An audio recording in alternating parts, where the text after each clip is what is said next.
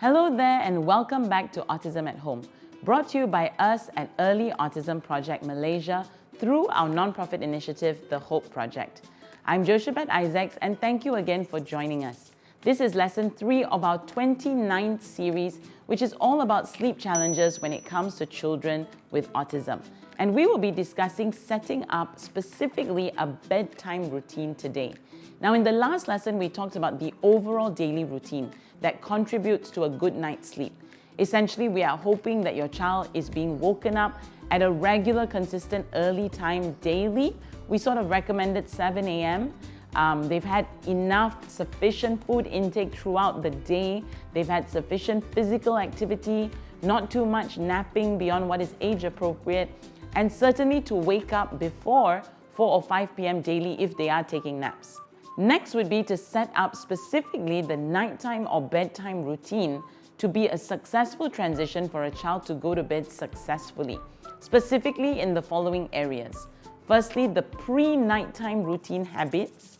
Secondly, the ambient sleep environment. Thirdly, consistent bedtime routine. So let's talk about first the pre-nighttime routine habits. Include preferably no naps if possible, preferably no screen time, avoid any caffeinated sugary drinks and foods, all for at least 2 to 3 hours before bed. All of these may spike energy, and the idea is that the winding down is starting to happen 2 to 3 hours before the actual bedtime. This includes reduced rigorous activity. So for example, your child's bedtime is at 7 p.m., but if at 6:30 you're jumping on the trampoline, you're doing high energy activities, all of this will likely rile them up instead of wind them down. Next is setting up an ambient sleep environment. This, according to Dr. Gregory Hanley, refers to lighting, temperature, sound, the bed itself, and anything else that can contribute.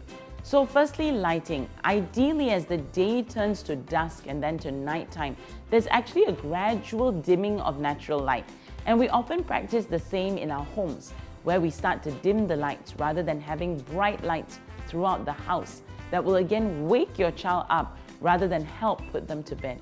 Many families have a small night light in the bedroom as the child is falling asleep and then turns it off when the child falls asleep. And then you also may have blackout curtains as best as possible.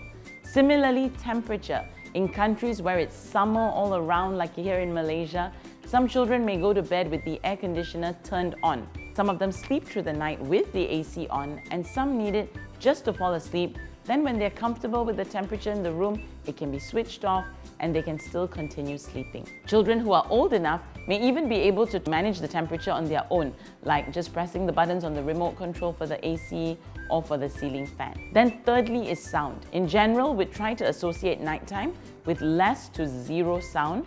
However, there are often sounds in the night like creaking, and it can be quite piercing in the pitch silence, and sometimes that can wake up babies or toddlers easily. And so some families do use a white noise machine or play white noise just to help keep the sound consistent through the night. Then of course the bed itself. That not only is comfortable and safe with handrails, but also based on their age and requirements, but more so that it's associated for sleep and not for playing. So we would strongly discourage any use of devices in the bedroom in order to truly have a clear an association that the bed and bedroom is for sleeping. And yes, that can apply to us adults too, to get a better night's sleep. And lastly, is there anything else that could affect their sleep? Could it be the odor in the room? Or is it co-sleeping or someone else snoring, taking up space on their bed? This is why co-sleeping can be very challenging. Identify these factors and try to resolve it to have an improved quality of sleep. And so we've just covered all the pre-nighttime bedtime routine habits and setting up an ambient sleep environment. And now it's the actual bedtime routine. And so what would be ideally recommended would be to have playground time, for example, about 5 p.m., then to have dinner at about 6 p.m., preferably without screens and with dimmer, a dining kind of lighting, then to preset their room with the dim lights, cool temperature, and maybe white noise if that is applicable. Then give your child a nice warm bath. We did this especially from when our babies were very young.